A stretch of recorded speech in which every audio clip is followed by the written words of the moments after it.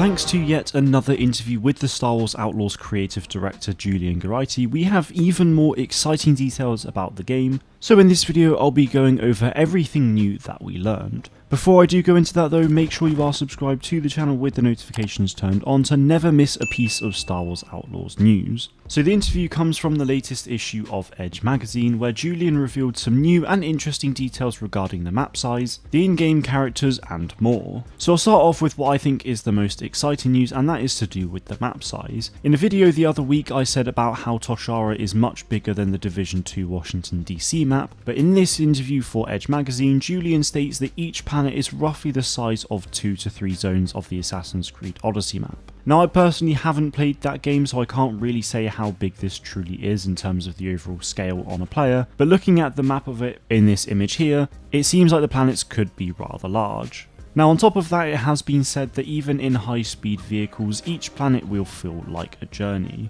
Now we don't know how many planets there will be in total, but so far we know of at least 5, so I'd say that this game is going to be a very respectable size in terms of the map, and that's not even mentioning space as well, so this game truly will be huge.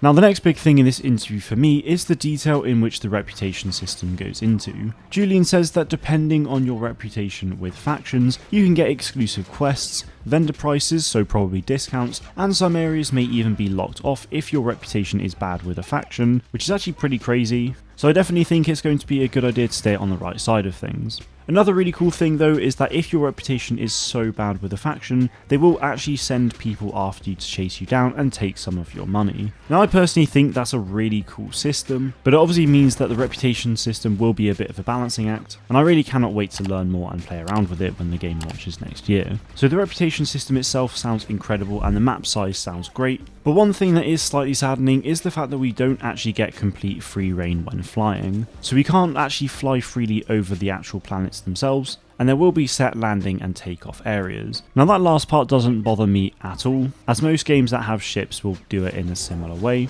And to be honest, from the gameplay showcase I already knew that we'd be on rails in between takeoff and space anyway, so I'm not really that bothered about the fact that we can't fly over the actual planet. But of course we do get to freely fly in space, so that is obviously a really cool experience. Of course it would have been cool to fly around the planets as well, but perhaps in a second game or just something else we'll get to do that instead. Like I said though, this one doesn't bother me too much, but I know for many others out there they will be disappointed, so I thought it was definitely worth adding. Now the rest of the things mentioned in this interview are either pretty small or they're just stuff that we've kind of already known, or they're kind of obvious anyway. Like for example, we already knew that Nyx was a little bit like BD-1 from the Jedi games, and the fact that ND5's design was lifted from the prequels. He's literally a commando droid, so it's kind of, well, very obvious that it was lifted from the prequels, unless they mean the whole trenchcoat style as well, but he's a commando droid, they are from the prequels, so that's kind of where I was going with that. But yeah, like I said, a lot of the stuff in this interview are either things we already knew anyway, so I'll post an image here of everything else that has been said. So feel free to pause the video now and take a look at all of it. And I'll try to remember to actually post the link in the description for the actual post that I got this from. And if I haven't yet, then please feel free to let me know in the comments. But also let me know what you think of all of these details as well.